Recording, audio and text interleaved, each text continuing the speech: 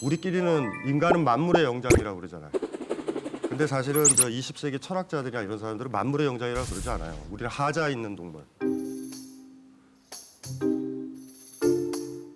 왜냐하면 우리가 아프리카의 초식 동물들 있죠.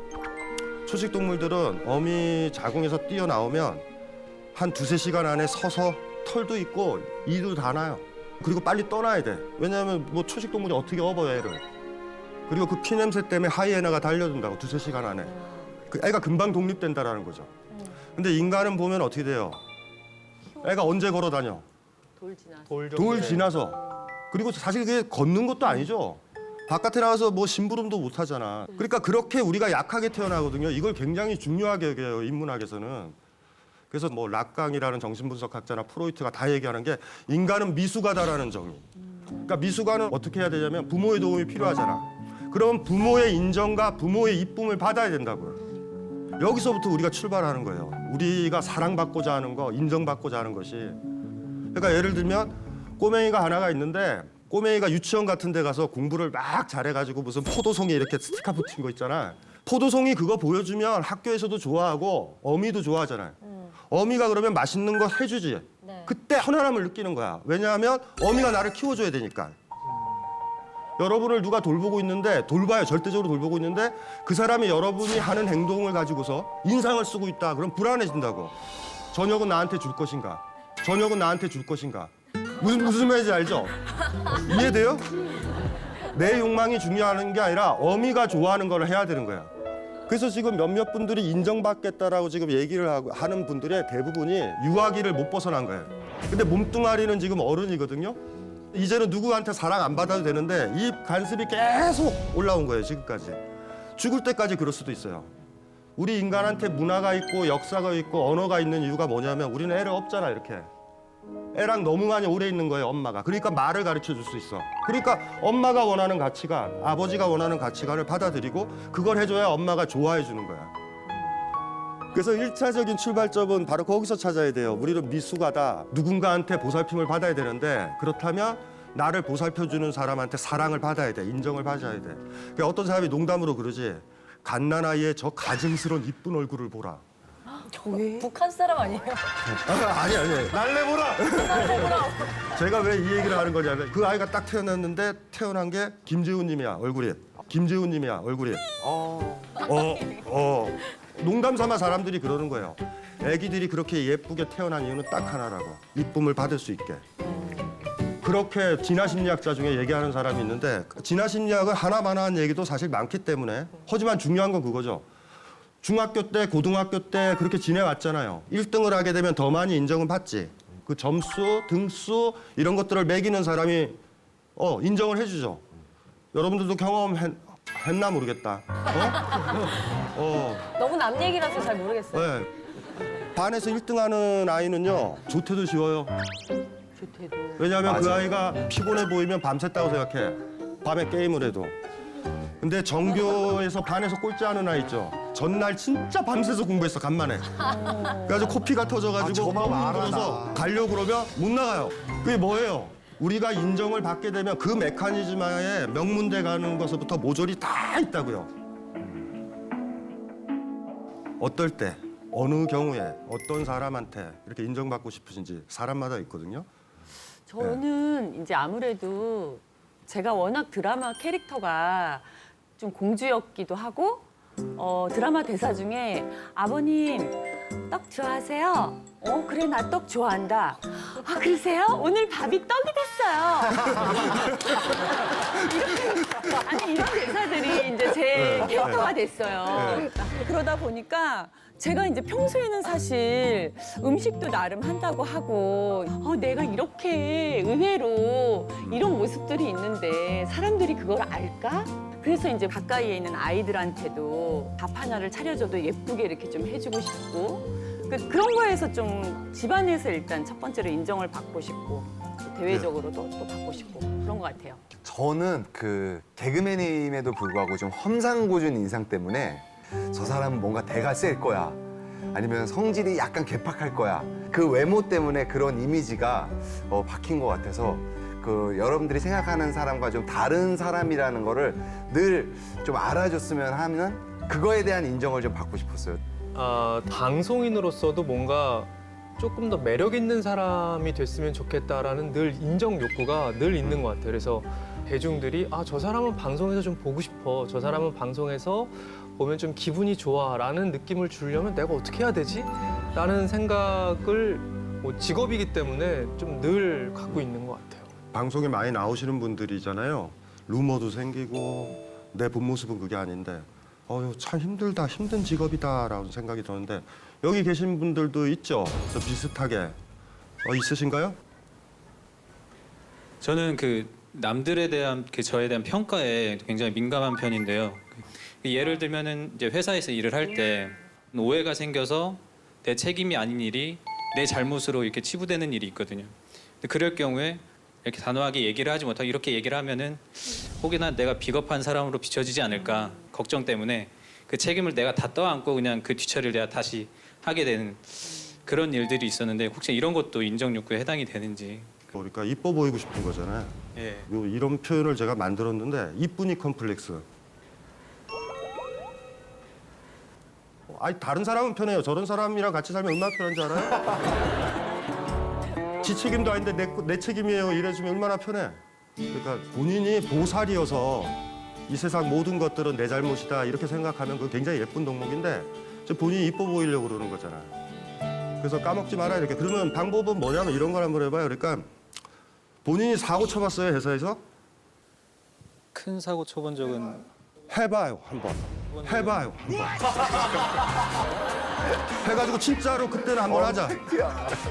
회사 딱 가셔가지고 복사기에다가 커피를 들이버. 확 들이버. 그러면은 이거 왜 안 돼? 이러잖아. 내가 했어요 한 번 해봐. 내가 했어요 한 번 해봐. 어쩌다 오른 역사상 강의자가 사고 치라는 건 최초인데요, 정말. 반에서 1등하는 아이는 스트레스 너무 많이 받잖아. 다 1등인 줄 아니까. 근데 전교 꼴찌 해봐. 얼마나 행복하고 편한데. 그러니까 최악의 내 모습을 확 보이는 연습을 한 번 정도 하면 고마워요. 우리 회사는 나 같은 사람을 데리고 있어서. 이제 회사 와서 뭐 하라고요? 사고 치면 사고 치는데 작은 걸 해야 돼. 큰 거를 하면 큰 거를 하면 회수가 좀 안 돼요, 그게. 남희정 씨 잠깐 앞으로 나오시겠습니까?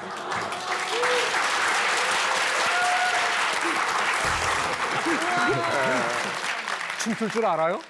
춤이요? 예. 춤 잘 못 춰요.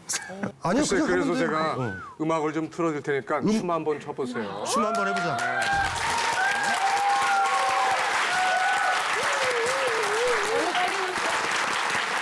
제가 팁을 하나 드리면, 그러니까 수천 명이랑 있었을 때 혼자 있는 듯 하면 돼요.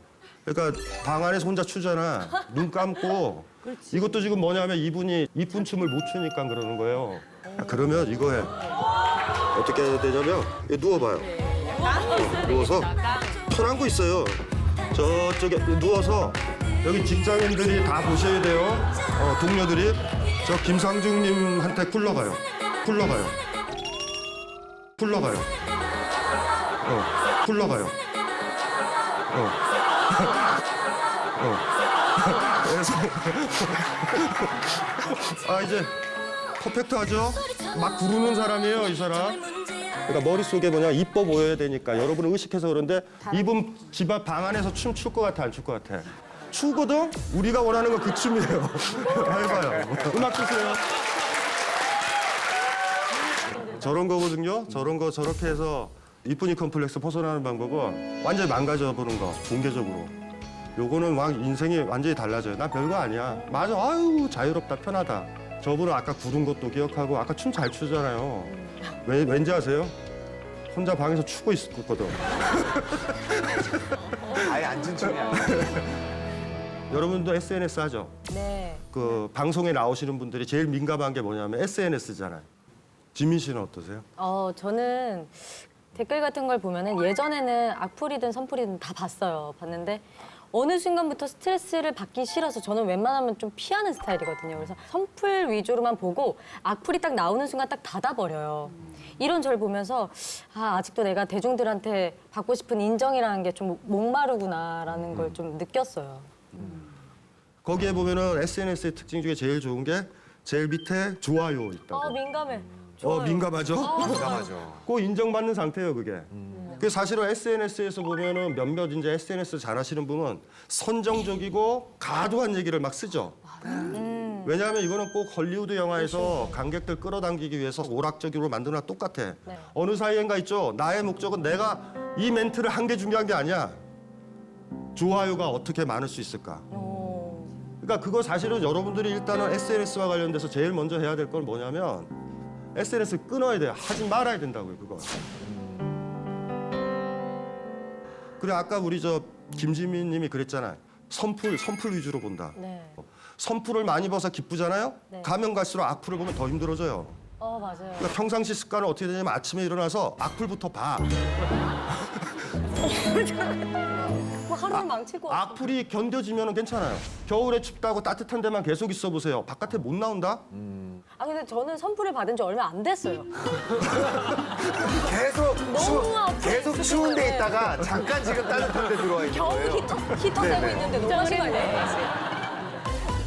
왜냐하면 선풀이다라고 그러면 어떻게 되냐면 선풀을 주고 좋아요라는 걸 여러분들이 알아. 대중들이나 딴 사람들이 좋아요라고 부를 행동을 하기 시작한다고. 그러면 여러분들은 또 애기가 되는 거예요. 또 애기로. 맞아요. 그러니까 연습 그거 하세요. 악플. 옛날에 안중근 의사가 뭐 얘기했죠? 하루에 3번 책을 안 읽으면 입안에 가시가 돈다. 이게 모토가 그거야. 네. 하루에 3번 악플이 안 오면 입에 가시가 돋는다. 어떤 한 사람 붕괴시키는 방법도 가르쳐 드렸어요. 싫은 사람. 칭찬 계속해요, 그 사람. 만날 때마다. 10년에 10년. 간을 빼줄 것처럼 다 해요, 이쁘다고. 그 다음에 10년 딱 지나서 11년째 되는 1월 1일 날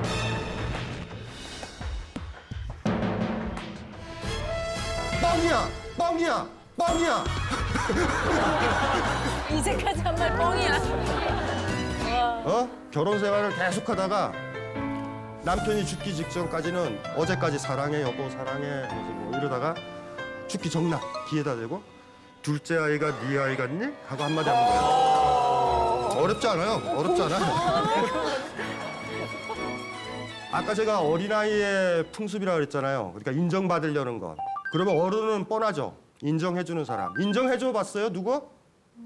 아니 인정받으려고 인정해주는 거 말고 이 사람한테 인정받기 위해서 서로 먼저 해주는 거 있죠. 너 이뻐 그랬더니 네 머리도 오늘 좋아 이런 거 말고 그런 거 말고요. 아무 바라는 거 없이 누구 사랑하고 인정해 봤냐고요. 그때 어른이 되거든요. 이게 철학, 인문학의 전통에서는 괜찮은 철학자들이 쭉 내려와 있어요. 이렇게 인정에서 벗어나자. 그 대표적인 거 알렉산더 대왕 아시죠? 네. 누구 어떤 사람이요? 그 아이가 친자를 가려줄 때 반으로 갈라라. 이거 무슨 소리지? 그거 아닌가요? 솔로몬. 그분은 솔로몬이래요. 죄송합니다. 알렉산더 아시는 분이요? 알렉산더. 고대 그리스 쪽에 진짜 제국을 구축한 사람. 거대한 제국을 만들고 문화가 다른 곳을 다 통제하는 처음이거든요. 알렉산더. 이 알렉산더라는 사람이 권력자예요. 최고의 권력자잖아요. 여기서도 하나의 질문을 던질게요. 왜 권력을 잡으려고 그래요? 사람들이? 인정받으려고. 모든 사람이 나한테 인사를 하고 있기 때문에. 어떤 사람이 돈을 많이 벌려고 하는 이유가 뭐예요? 돈 가진 사람을 우리가 인정을 해주니까. 그래서 돈 번다고. 그래서 권력자나 독재자들이나 그런 황제가 위험한 거예요. 얘네들이.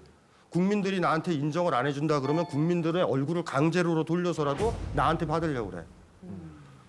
알렉산더가 이렇게 정식 이름이 이렇게 됐대요. 영어로 쓰면 알렉산더 점하고 더 그레이트. 위대한 알렉산더 이렇게 된다고요. 그런데 알렉산더가 진짜로 되고 싶은 사람이 딱 한 사람이 있었어요. 이런 얘기를 했어요. 내가 알렉산더가 아니었으면 나는 디오게네스가 되겠다. 들어보셨나요? 디오게네스? 우리가 이제 그 사람을 뭐라고 부르냐면 견유학파. 디오게네스의 행태를 얘기할게요. 아무 데서나 소변 보기. 드럼통 알죠? 드럼통. 드럼통에서 잠자기. 내 집 마련 안 해요. 그런 거 없어. 남들이 욕해. 손가락질해. 그리고 심지어는 실질적으로 자료를 보면 공공장소에서 성적인 욕구가 들 때 자유행위까지 하셨던 사람. 아, 최악인데. 예? 여기서 좀 당혹스러워요? 유기견 수준인데요, 거의. 거의 유기견. 아, 그런데 알렉산더가요, 디오게네스가 되고 싶었어. 자유롭고 싶은. 자유롭고 싶은 거야.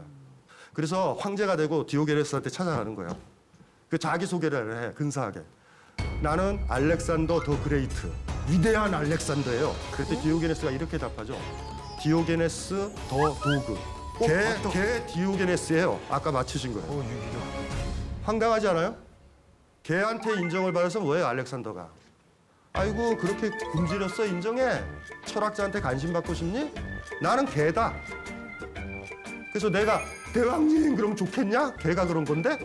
디오게네스가 알렉산더를 한 방에 보낸 거예요. 디오게네스의 또 유명한 일화도 아시죠? 통에서 잤다 그랬잖아요, 통에서. 통에서 자고 있을 때 알렉산더가 딱 나와서 알렉산더 왔다 이랬을 때 디오게네스의 첫 멘트가 이거였잖아. 비켜라, 햇빛 가린다. 와. 그게 디오게네스예요. 나머지 사람들을 어떻게 다 부렸어요, 알렉산더가. 상 주니까 좋아하고 벌 주니까 그것도 어떤 행동 안 하고. 그런데 디오게네스를요, 그 한 사람을 어떻게 못해요. 이렇게 있죠. 남의 칭찬에 연연하지 않고, 남의 칭찬에 연연한다라는 것, 남이 나를 공격할까 봐 연연하기도 한다는 것과 똑같죠. 여러분이 직장생활 같은 것도 똑같잖아. 잘해주면 승진하지만 잘 못하면 떨어지잖아. 그리고 누군가가 여러분을 협박할 때 최고의 협박이 뭔지 아세요? 여러분 목 조르는 거 아니야. 이렇게. 너 죽을래? 이럴 때 제일 강한 사람이 뭐예요? 죽여. 그걸 어떻게 할까요, 그 사람을? 못 죽이죠. 못 죽여요. 죽여도 의미 없어요, 그 사람은. 그 디오게네스를 여러분들이 생각을 해야 돼요. 인정 욕구에서 벗어난 사람. 자기가 하고 싶은 대로 다 했던 사람. 남이 욕해도 전혀 신경을 안 썼던 사람. 갑자기 여기서 급한 대변이나 소변에 용모가 있다. 여기서 해결하실 수 있는 분. 왜 못하는 것 같아요? 창피하죠. 맨정신이라. 맨정신 술만 갖다 주면 다른 사람이 보니까 창피하죠. 창피한. 창피하죠. 여자. 창피하면 이제 방광염이 걸리는 거야. 예? 창피하네.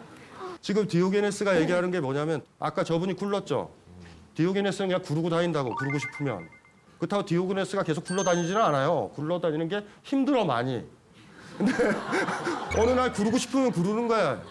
저분이 저기 아까 했었던 게 디오게네스적 모습이에요, 사실.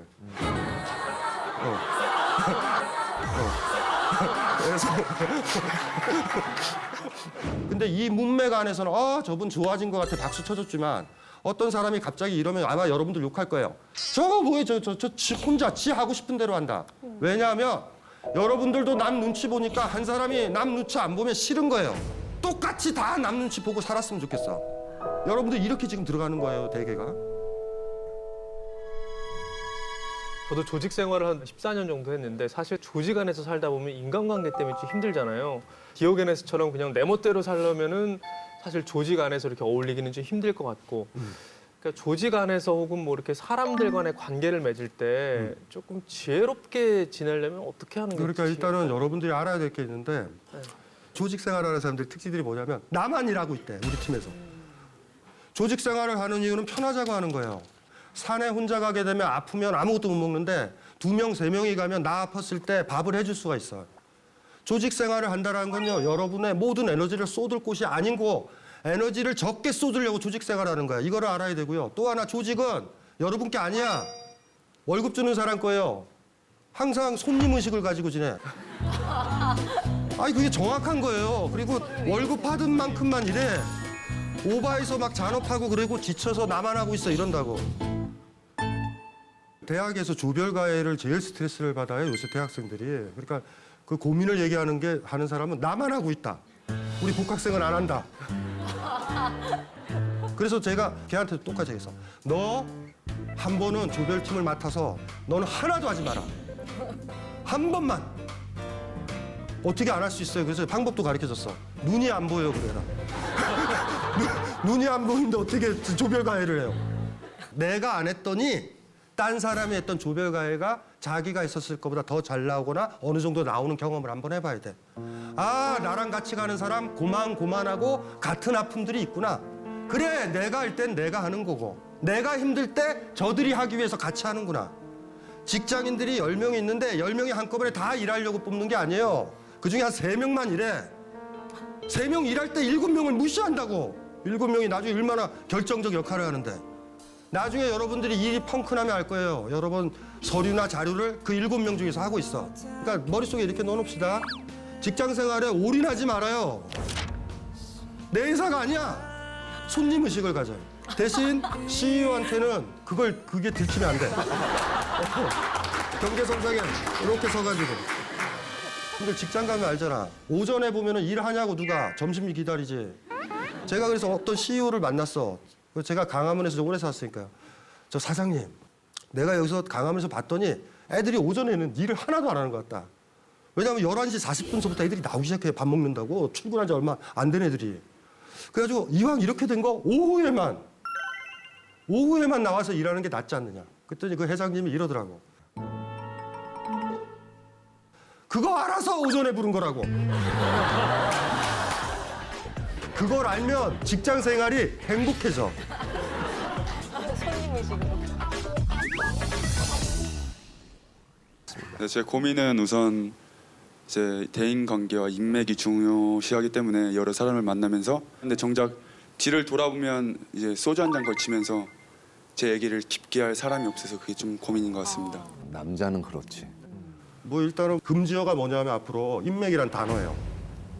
아예 머릿속에서 떠오르지 말고. 왜냐하면 인맥 관리라는 것이 의도적으로 해서 되질 않아요. 내가 노력을 해서 여러분들이 인맥 관리가 되는 거는 첫 만남일 땐 가능해요. 그 사람이 속을 수 있어. 내가 당신과 친해지려고 하는 이런 제스처나 교태들이 진심인지 알고 착각을 하면 나를 좋아할 수 있어요. 근데 지속해서 한번 본다고 생각해 보세요. 가증스럽잖아. 그러니까 속내를 먼저 보여야 저쪽 사람도 속내를 보이든 말든 할 거 아니에요. 그렇죠? 네. 어느 순간에 우리가 너무 사회가 살기 힘드니까 젊은 친구들이 인간관계를 의도적으로 맺으려고 그래요. 여기 있는 사람들이 괜찮은 사람이네. 여기서 요 속에 쏙 들어가 있잖아요. 그러면 이 사람들이 다 알아요, 사실. 그냥 들어온 사람에 불과하다. 의도적으로 하는 관계가 어떻게 지속되겠어요. 인맥이라는 건 결정적인 순간에 내가 위기에 빠졌을 때 나를 도와주는 친구들 같은 사람이죠. 내가 기꺼이 저 사람이 위기에 빠졌을 때 도와줄 수 있을 만한 그런 친구가 내가 있는가. 그거부터 한번 점검을 좀 해보셨으면 좋겠어요. 네. 네, 감사합니다. 표정이 안 좋으세요. 왜 이렇게 야단을 치냐, 표정이. 디오게네스나 니체도 남한테 인정받는 대로 움직이지 말라고 그랬잖아요. 인정받는다라는 거를 이렇게 생각하셔야 돼요. 사랑받는다.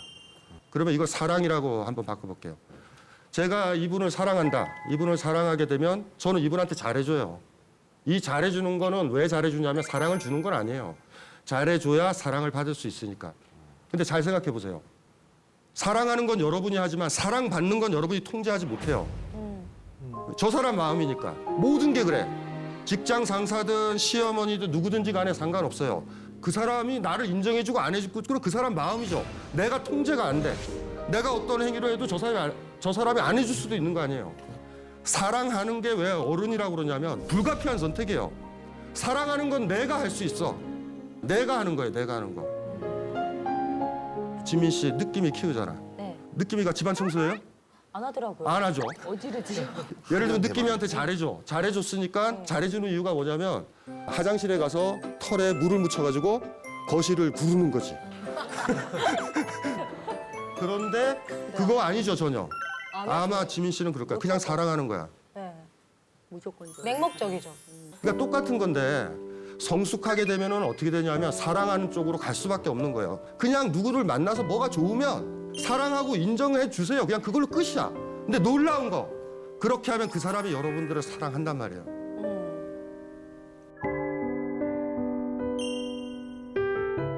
우리가 아는 게 딱 하나 있어요. 나이가 들면 들수록 내가 할 수 있는 건 사랑하는 거밖에 없구나.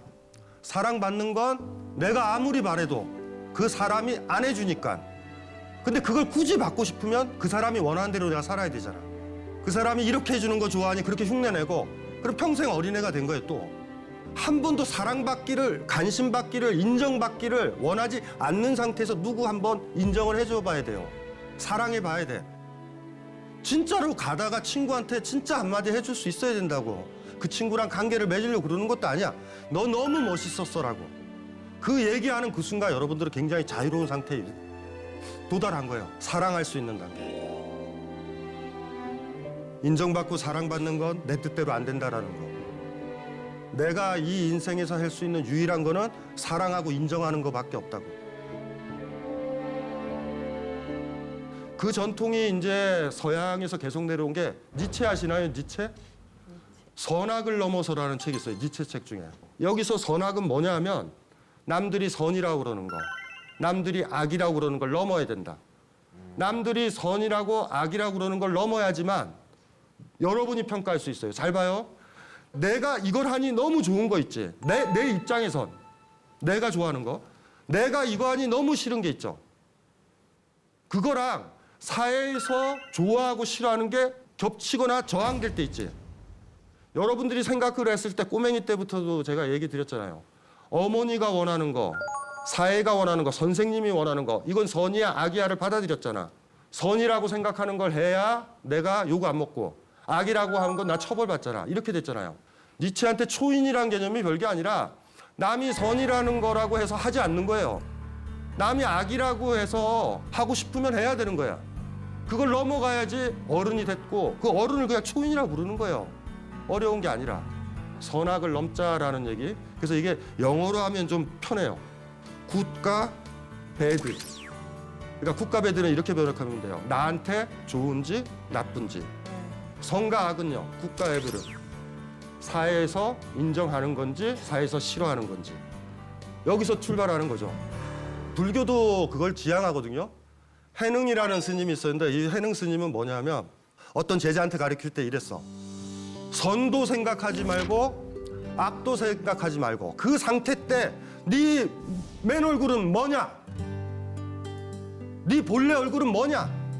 남들이 선이라고 생각하고 이야기하고 악이라고 생각하는 거 생각하지 말고 한번 보세요. 여기 이 공개적인 공간에서는 여기서 이제 대소변에 욕구가 있어서 누우면 안 되지. 왜냐하면 어미가 사회에 폐가 안 끼치는 인간으로 키우려고 화장실에서만 애를 응아를 누게 했어. 근데 데리고 갔어. 이렇게 길가를 갔는데 애가 교육이 너무 잘 된 거야. 근데 대변도 아니야. 소변 정도야. 그러니까 어미가 갑자기 애가 이제 방광 터지려고 그러죠. 막 식은땀 나고. 그래가지고 이제 어미가 그럴 수 있지. 갑자기 그때는 야 저기 가서 누차. 근데 아이가 그럴 수 있다고. 안 돼 엄마. 화장실이어야 돼. 잘 키운 거예요? 여러분 방 있죠? 여러분 집 가장 좋은 곳에서 하고 있는 거 있지? 그거를 할 수 있느냐라는 문제예요. 거기서 하는 거랑 바깥에 나와서 하는 게 완전히 분리가 됐지. 이렇게 분리돼서 바깥에서 남이 인정받는 사람으로 했을 때 여러분은 배우가 된 거예요. 배우가.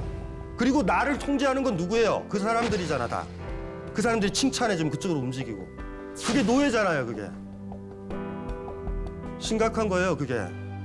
그래서 제가 이제 간혹 가다가 그런 얘기를 하는데 사람 만날 때 기준이 있어요. 뭐냐면 어떤 사람이랑 연애를 하잖아요. 연애를 하는데 뒷조사를 해봐야 돼. 가까운 친구들한테. 뒷조사를 했더니 다 좋대. 법 없이 살 사람이래. 걔랑 결혼하면 촉박해요. 모든 사람의 눈치를 맞춰주는 사람이라 스트레스가 얼마나 받치겠어. 다 눈치 본 거야. 다 어머 뭔지 알죠? 웃으면서. 그러니까 그런 애들 조심해야 돼요. 그러니까 다 선한 사람이다. 이런 사람은 속에 이쪽 연기의 스트레스가 있어서 나중에 가까이 지내면 힘들다고. 그럼 또 뒷조사를 해봐. 다 나쁜 사람이래. 그건 나쁜 사람이에요. 그래. 그건 나쁜 사람이에요. 그래. 이해되세요? 이해돼요? 그냥 나쁜 사람이야. 그건 그냥 나쁜 사람이야. 가장 좋은 사람은 뭐냐면 반으로 쫙 쪼개져요. 좋다라는 사람, 진국이지 이런 사람이 있고 무례하고 자기가 원하는 거 막 하고 귀찮게 해. 왜냐하면 맨 얼굴을 보여줬으니까. 자기 맨 얼굴을 보여주면 그 맨 얼굴을 좋아하는 사람은 예스라고 할 거고 그 맨 얼굴 싫어하는 사람은 노라고 하는 거예요. 그래서 어떤 사람을 평할 때 이럴 때 있잖아요. 모든 사람이 그 사람 좋다 그러면 만나지 마. 모든 사람이 나쁘다 그러면 나쁜 사람. 나쁜 사람이야. 그래서 만나면 안 돼. 최악의 인간. 반이라고. 반. 저는 그런 사람을 만나고 싶어요. 사실. 해능 스님이 본래 얼굴이라고 그랬잖아. 남의 인정을 받으려고 하지 않았을 때 너의 모습은 뭐냐? 지금 이런 모습이잖아요. 그 대표적인 사례로 제가 좋아했던 시인인데 저는 평론가거든요. 철학자는 뭐 평론하고 평가하고 구성하고 이런 사람이지. 그래서 창작하는 사람은 존경스럽죠. 걔네들이 글을 쓰니 내가 뭐 그거 가지고 코멘트를 다는 거 아니에요, 사실. 그러니까 걔네들이 안 쓰면 저는 놀아요, 이렇게. 그래서 좋아하니까 전화를 건 거예요. 강 선생님. 그래서 이거 너무 반갑죠. 강 선생님 얼굴 꼭 보고 싶다. 내일 보자. 아, 예, 그래요. 그래가지고 내일 됐죠. 저도 보고 싶으니까 간만에. 카페 가서 이렇게 한다는데 30분이 돼도 안 와. 막 이렇게 나오죠. 이런 대참한 거 이런 나오는데 참았어요. 철학자니까. 내색 안 하고 참았어요. 1시간 정도 저 지나갔는데 또 연락이 없는 거야. 그때도 참아요. 왜냐하면 철학자니까. 내가 좋아하는 사람이면 여러분의 기다리는 시간으로 결정이 나. 옛날에는 여러분 자신이 누군가를 기다릴 때 2시간이라도 어디 있어라고 전화 연락을 하고 기다렸잖아. 그 정도 좋아하잖아요. 근데 지금은 만난 지 오래됐더니 5분 기다리다가 가는 사람들이 있어요. 저기 돌아가신 저희 아버님과 살아계신 저희 어머님이 옛날에 보면 시청역에서 12시에 보자. 저희 아버님은 딱 1분에 가셔요. 표현이. 여러분도 그렇게 된다? 어떠세요? 김정근님은? 저는 기다리죠. 계속 기다리죠. 기다려요? 네. 정말 많이 좋아하는. 그 기다리는 정도가 여러분들이 그 사람을 사랑하느냐의 정도야. 근데 어느 사이엔가 그 남자친구나 여자친구가 안 왔을 때 못 기다릴 때 있죠? 5분 내도 카톡 보면서 너 죽인다? 어디니? 그러니까 사실은 그래서 많은 사람들이 알잖아요. 기다리는 게 사랑이라고. 그러니까 똑같은 건데 저도 이제 2시간이 한계더라고요. 2시간만 사랑하는 거예요, 2시간만. 오래 기다려. 연락을 했더니 시인이 저한테 이렇게 얘기하는 거야. 가고 싶지 않아서 오늘 안 나갔어요. 우와. 무슨 말이야? 그게 무슨 언제 전화해? 화나지. 저 화났어요. 지금은 방송이라서 얘기를 못 하는데 저는 욕을 좋아하거든요. 진짜 꽉 이러다가 뭐 어떻게 일산에 살고 계시는데 강화문에서 만나기로 했는데 쫓아갈 수도 없고 딱 전화를 끄고 어떤 생각이 들더라고. 아, 이 시인 괜찮다. 시인답다. 나 보고 싶지 않아. 그닥 많이. 이제는 많이 풀렸어. 보고 싶었었던 그 감정이 다른 걸로 풀렸어. 그러면은 억지로라도 와서 앉아있지. 그리고 이런저런 딴 얘기 하겠고 어제 있죠. 어제 얘기하고 싶었던 그 얘기는 할 필요가 없게 됐지. 그리고 시간 보내주고 나 위로하고 가겠지. 나는 껍데기랑 지내잖아. 이 시인이 내 앞에 나오면 진짜로 나온 거야. 저는 그런 사람 너무 좋아. 시인은 그 정도 돼야 될 것 같아요. 물론 힘들어요. 짜증은 나는데 하지만 말이죠. 그때는 짜증 났죠. 그런데 그 시인이 카페에 나온 날 저는 알죠. 이 사람은 겉과 속이 같다. 나 보고 싶어서 온 사람이야. 여러분들 어떤 사람 정할래요? 어떤 사람이랑 가까이 있고 싶어요? 사랑하지 않는 사람이면 일정 지켜야 돼 무조건. 안 그러면 넌 죽어. 하지만 사랑하는 사람이라면 어제 약속했다는 이유 하나만으로 2시간 정도 시간 때우고 영혼이 없이 그렇게 하다가 그냥 수다 아닌 수다 떨다가 그냥 가서 둘 다 시간 낭비. 여러분들 그랬으면 좋겠어. 강의를 들으러 가거나 영화를 보러 가거나 그럼 재밌었을 때 재미있게 봤으면 좋겠어. 아마 무슨 뭐 같은 공연 같은 거 했었을 때 여기 뭐 추운 데서도 그 뭐 진행하고 그랬을 때 있죠. 네. 사람들이 이 두 분 불쌍하다고 막 박수 쳐줄 때 영혼 없이 박수 쳐주는 거 들어봤어요? 네, 들어봤죠. 아이고 추운데 욕 본다. 네. 그게 더 쓸쓸해요. 사실은 억지로 웃어줄 때. 억지로 웃어줄 때. 근데 그렇게라도 웃어주면 좋아요. 다시 돌아오면 우리는 어린애잖아요. 어렸을 때부터 인정을 이렇게 받으려고 그러잖아. 그러다가 성숙하면 어떻게 된다 그랬어요? 인정하고 사랑하게 된다고. 근데 이거는 불가피하다고 그랬죠. 인정 주는 건 내가 통제할 수 있으나 사랑받는 건 내가 통제할 수 없다. 사랑을 나한테 안 주는데 그걸 받으려고 강압을 부리면 스토커가 되는 거고 그 사람한테 인생의 짐이 되기 시작한다. 그냥 아이를 사랑하면 아이 아껴주면 그만이지. 조금이라도 아이한테 인정받으려고 그러면 아이한테 짐이 돼. 엄마 또 나한테 투정 부린다.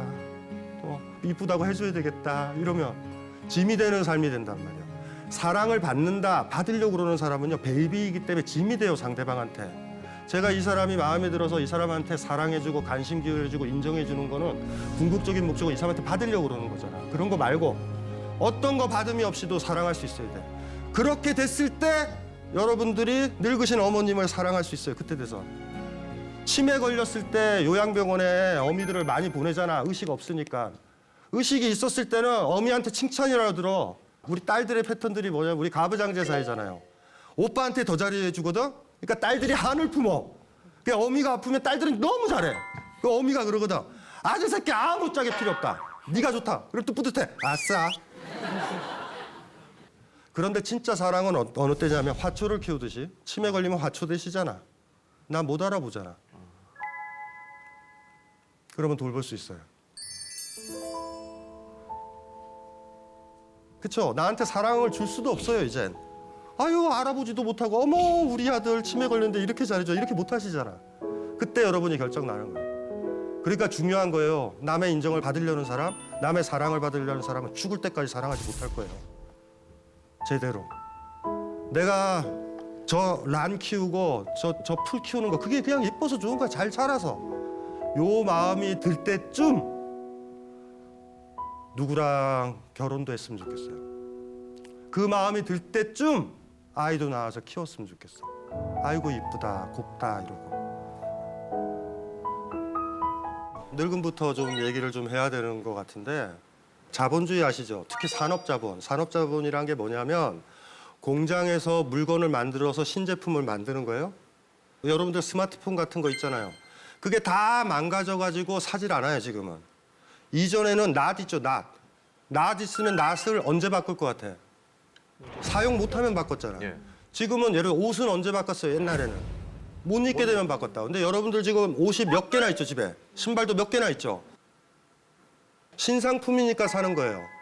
산업자본의 핵심이 뭐냐면 그래서 모던한 사회다라는, 모던이라는 말이 모데르나라는 라틴어는 새롭다라는 소리야.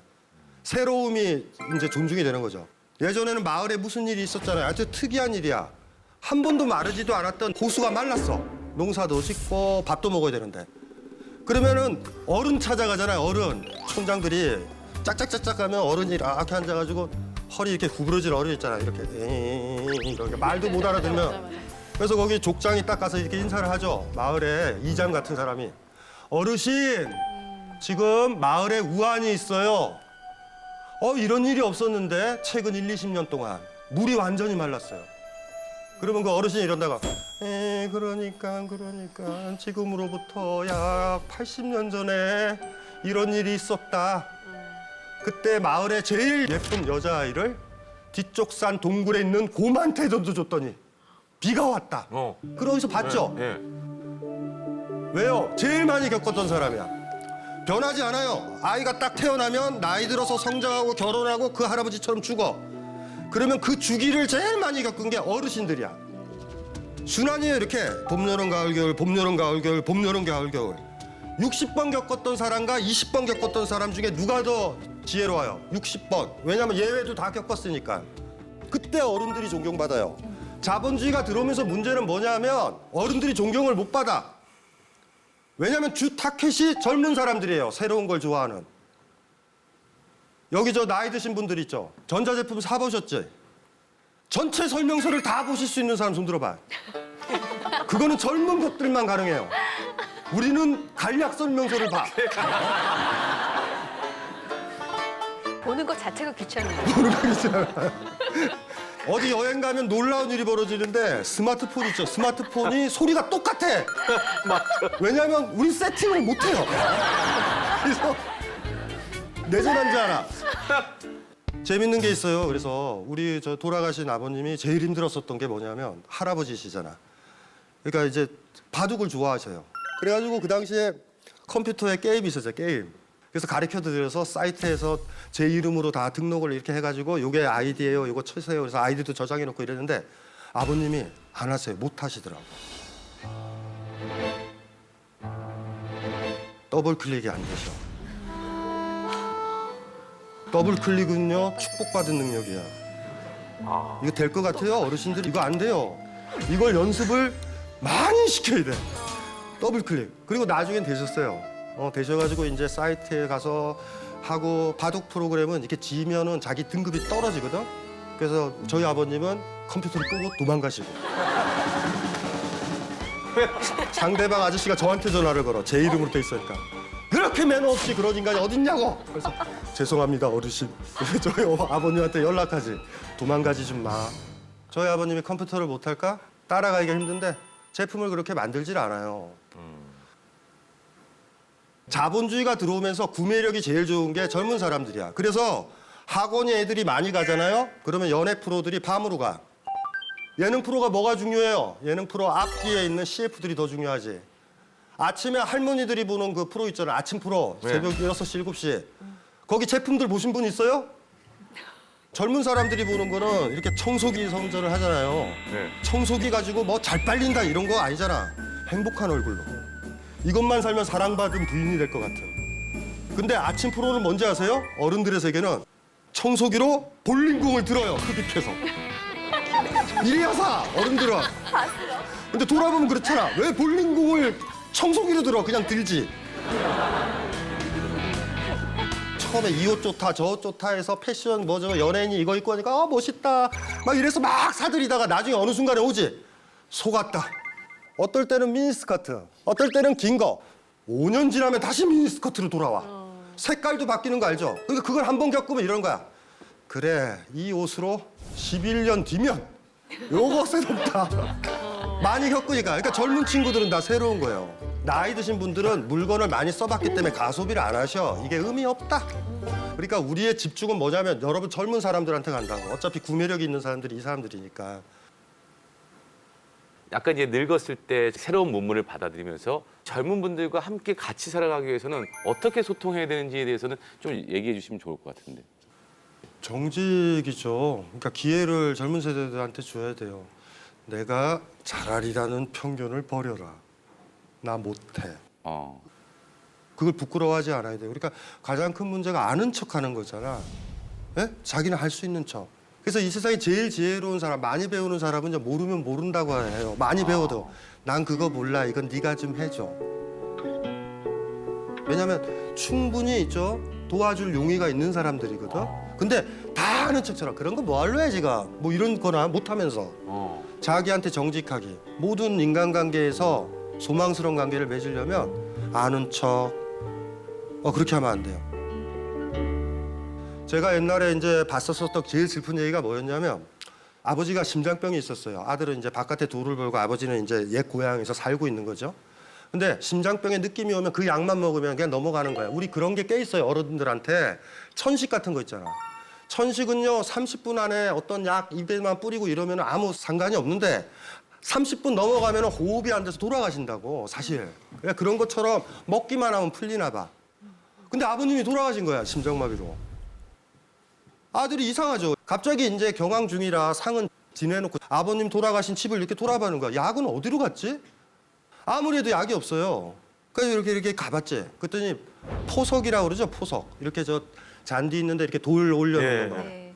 저쪽에 보니까 포석이 하나가 이렇게 들려있는 거야. 이렇게. 그러니까 열어봤더니 거기 약병이 있어. 아버지가 그걸로 포석으로 깨시려고 그랬어. 왜 깨시셨을까? 거기 병에 이렇게 쓰여 있었어. 눌러서 돌리세요. 글을 못 읽으시는 분이야. 어른들이 이 세계와 새로운 제품이라든가 이런 거 볼 때는 그런 느낌이에요, 다. 그래서 우리 사회에 있어서는 늙음이라는 게 무능력하고 못하고 이런 사람으로 규정이 된다고. 근데 까먹지 마요. 저도요, 처음에 스마트폰 나오고 옛날에 PC 나오고 이랬을 때 있잖아요. 저 젊었었다고. 그때 잘했었어. 여러분들은요, 쓰기 편하게 PC라든가 스마트폰에 보면 OS 체계가 갖춰졌죠. 클릭만 하면 되지. 우리는 그런 시대가 아니에요. 우리는 컴퓨터에 프로그램을 짰던 세대라고. 근데 지금은 아무 의미가 없어. 그냥 윈도우 화면이도 무슨 화면이 그냥 뜨고 편하게 클릭하면 되잖아. 그렇죠? 시간이 지나면서 그렇게 변하는 거예요. 그래서 우리 시대에 와서만 늙음이라는 게 쓸모없는 사람, 지혜롭지 못하는 사람, 뭐든지 다 자식한테 물어봐야 되는 사람, 귀찮은 사람이 된 거예요. 부모님들이 여러분들한테 물어볼 때 있어요. 분명히 이거 어떻게 해? 그럴 때 여러분이 너무 쉽게 그러죠. 엄마 이거 이렇게 엄마 보고 만지게 해야 되는데 여러분이 해서 주잖아요. 구박하면서. 그럴 때 어머니가 느낌이 어때? 이런 젠장을 들어서 못하겠다. 그러면 나중에 버거덕거리는 거야. 사지도 못하고 여러분이 물건을 사줘도 그냥 가지고만 계시는 거야. 그래서 어느 순간 나이 드신 분이 이렇게 돼. 늙으면 짐이 된다. 애들한테 물어보지도 않는다고. 왜 그거 안 가르쳐줘요? 안 가르쳐주니까 못하죠. 나중에는 아무것도 못하신다고. 보라님도 나중에 그거 느낄 거야. 본인이 못 쫓아가겠다. 제가 얼마 전에 고등학교 동창 친구들을 만나가지고 야, 마음은 우리 고등학교 때랑 똑같은데 벌써 우리가 이제 30이 넘었네? 막 이런 얘기를 했어요. 그래서 그걸 집에 와서 엄마한테 애들이랑 이런 얘기를 했어요. 이런 얘기를 하니까 어머니가 야, 나도 마음은 20대인데 지금 엄마가 돼 있고 할머니가 돼 있고 이렇게 막 이제 몸도 아프고 그래. 그런 얘기를 하시더라고요. 그러니까 이런 게 화장품 파는 업체에서 만든 메커니즘인데 거울을 이렇게 봤을 때 여러분의 기준은 20대의 얼굴이야. 그 20대의 얼굴에 비춰봤을 때 40대의 얼굴은 하자가 있고 부재하고 결여돼 있어. 그걸 메꾸려고 그런다고. 마음은 20대인데 몸은 이렇다. 근데 어머니가 건강해지면 이런 거야. 지금 연세가 어떻게 되세요? 환갑. 환갑이잖아. 네, 아유 60 먹은 이 얼굴이 그대로 사랑스러워 보여야 돼. 아이고 재밌다. 나이 드니 이렇게 머리가 생겼네라. 젊은 시절 흉내내려고 수술하고 머리에다가 염색하고 이거랑은 달라요. 보라님이 그렇게 얘기해야 돼. 엄마 지금 너무 예뻐. 이렇게 60답게 예쁜 게 어딨어. 왜냐하면 어머님의 지금 나이가 지금 현재란 말이에요. 근데 어머님이 자꾸 20대를 가지고 지금 보게 되면 부정이 되잖아. 그럼 그거 좋아하는 게 뭐냐면 의료업체, 다이어트 업체, 귀금속 업체. 어느 시인이 이런 얘기를 했다고. 여인네가 나이가 들어가면 귀금속이 많아진다. 자기의 젊었던 부분을 반짝이로 집어넣으려고. 간혹가다 그런 분 맞죠? 이렇게 현란하게. 백도 막 샤넬인데 몸에는 안 어울리셔.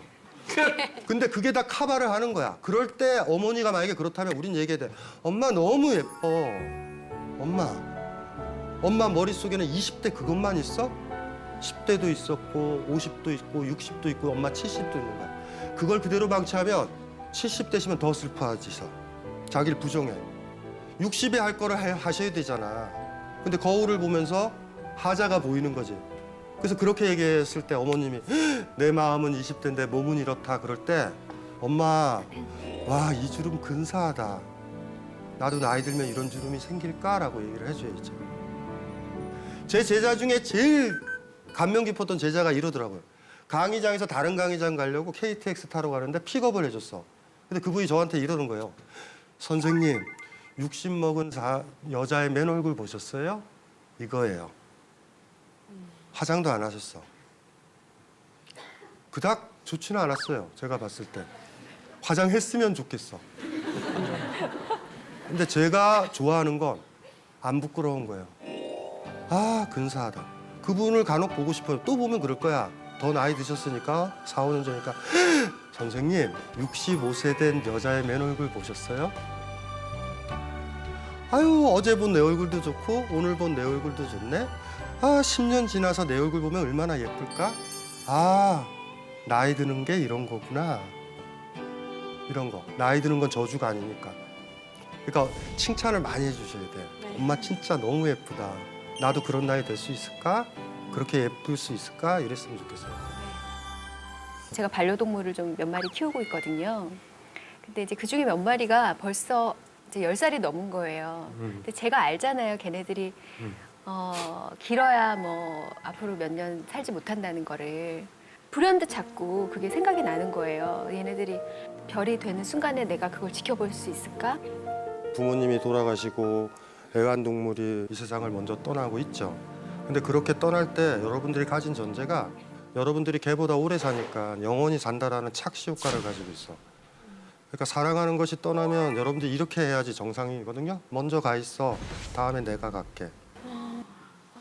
저희 어머님도 많이 그러세요. 그래서 아유 여기 이제 가면 이제 어떻게 다시 돌아올까? 어떻게 다시 돌아올까? 뭐 이러셔. 그래서 제가 항상 하는 얘기가 왜 돌아오냐? 나도 뒤지는데 아무도 없다 이 집에.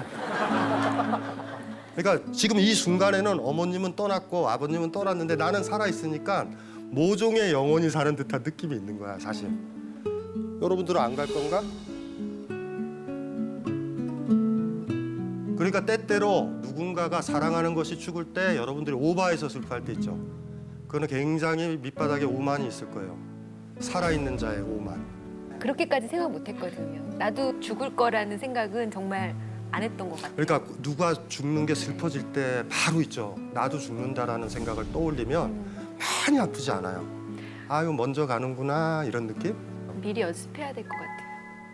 슬프죠. 이것도 연습해야 돼요. 아니 이제 극단적으로 얘기해봐요. 그 병원에서 시한부 생명 선고받은 사람들이 침실에 이렇게 죽음 앞두고 모여서 친구하고 이러잖아. 동무가 먼저 갔어. 애잔하긴 한데 막 마음 아프고 그러진 않아. 그리고 이제 그 병실이 비면 또 딴 사람이 들어올 거 아니에요? 다음 순서는 자기인데 또 얘가 또 상태가 안 좋아서 얘가 먼저 갈 수도 있고. 근데 그때는 다 그러는 거야. 느낌이. 죽음을 아주 거칠게 나눠볼까요? 죽음은 세 종류가 있어. 뭐 있을 것 같아요? 편히 죽는 거하고 고통스럽게 죽는 거하고 그다음에 애매하게 죽는 거. 애매하게.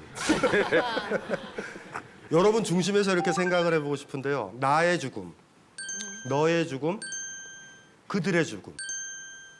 그러니까 이렇게 1인칭의 죽음, 2인칭의 죽음, 3인칭의 죽음. 여기서 포인트는 뭐냐면 너의 죽음이야, 2인칭. 2인칭은 전제가 뭐냐면 내가 사랑하는 사람이 너예요. 내가 사랑하지 않은 사람도 있죠. TV에서 막 죽었다 그럴 때 슬프지 않잖아. 그들의 죽음, 3인칭의 죽음은 슬프지 않아. 너요, 너. 너 있으세요? 이게 왜 중요하냐면 너가 사랑하는 사람이잖아. 네. 그러니까 너가 죽으면은 굉장히 힘든데 스피노자라는 철학자가 아주 너무 쉽게 얘기한 거죠. 사랑이란 게 뭐냐면 그 사람이랑 같이 있었을 때 기쁜 거예요. 그 기쁨이 그 사람과 떨어져서 부재할 때 고통이 다가오면 그 사람을 사랑한 거야. 이게 너예요, 너. 너가 있으신가요? 네. 당연히 있죠. 누구? 예? 누구요? 가족이죠. 아니 그러니까 그렇게 화내지 마시고. 예. 아니 한 명만. 아니 이렇게 봅시다. 너무 어렵다. 순위가 있는 건 아니지만 그 사람이 이 세상에 없게 됐을 때 고통이 가장 심하게 다가오는 사람이 내가 가장 사랑하는 사람이야. 누구세요? 우리 김한성님은.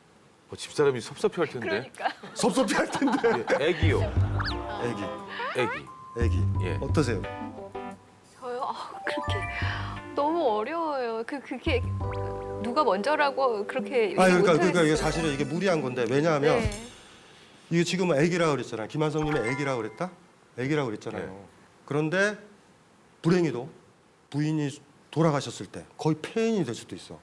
이거는요 부재에서 정확하게 와. 그러니까 지금 확신을 못 해요. 그러니까 머릿속에는 어머님이 돌아가시면 엄청 힘들 거다 이러지만 슬프긴 한데 정신은 차릴 정도라는 것도 확인할 수 있고 그 사람은 별거라고 생각했거든? 죽었더니 뭐지 사라지거나 이럴 때 엄청 아플 때 있어. 그게 인간의 특징이에요. 때늦게 알아. 부재의 고통이 심하면 심할수록 그 사람을 사랑한 거야. 그런데 왜요? 너가 죽으면 왜 아파? 너와 나는 거의 하나로 있었을 때 행복했잖아. 내 다리 잃은 것처럼. 나는 살아있어라. 살아있으니까 고통을 느끼지. 이 사람이 사라진 거야. 아픈 거야. 그래서 사랑하는 사람이 죽으면 너무 힘들면 졸도를 해요. 깨어있으면 그 고통이 없는 고통이 너무 세서 졸도하고 다시 깨서 또 울다가 또 졸도해. 못 받아들여. 너무 힘들어. 너의 죽음은 그렇게 아픈 거야. 여기서 또 교훈을 또 배울 수도 있어요. 아무도 사랑하지 말자. 힘들 게 없다. 나의 죽음도 슬프지 않고 다 그들이면 어때요? 이 방식. 이게 더 슬퍼요? 네. 차라리 사랑하고 아픈 게 나? 그래요. 아파요. 그래야 인간이잖아. 예. 힘들죠? 힘들죠, 이런 얘기도. 너가 있는지도 고민을 좀 해봤으면 좋겠어, 나한테는 너가. 그리고 확신하지 맙시다. 지금 무슨 말인지 알죠? 예. 부인한테 사실 네가 둘 다 죽으면 난 너 죽을 때 아플 거야. 느낌이 그래. 이렇게 얘기하면 돼요, 그냥. 예, 맞습니다. 그러니까 죽음 보세요. 나의 죽음. 나의 죽음은 어때요? 어떠세요? 각자 생각해봐요. 무서우세요? 어떠세요? 느낄 수도 없을 거예요. 저분이 훌륭하다. 나의 죽음은 두려울 게 하나도 없는 거예요, 여러분들. 오바들 하지 마세요. 1인칭 죽음은 아무것도 아니에요. 또 당연히 알죠. 3인칭 있죠. 그들 상관없어. 별로 안 아파. 너의 죽음만. 이게 재밌는 게 이렇다. 그들이라고 생각해서 3인칭이라고 생각했는데 그 사람이 떠나고 나서야 너라는 것도 확인할 수도 있어. 너라고 생각했거든. 근데 죽으면 엄청 아플 거라고 생각했는데 안 슬퍼. 신혼부부가 있었는데 남편이요 첫 출장 해외 출장을 가. 부인이 준비를 하는 거지.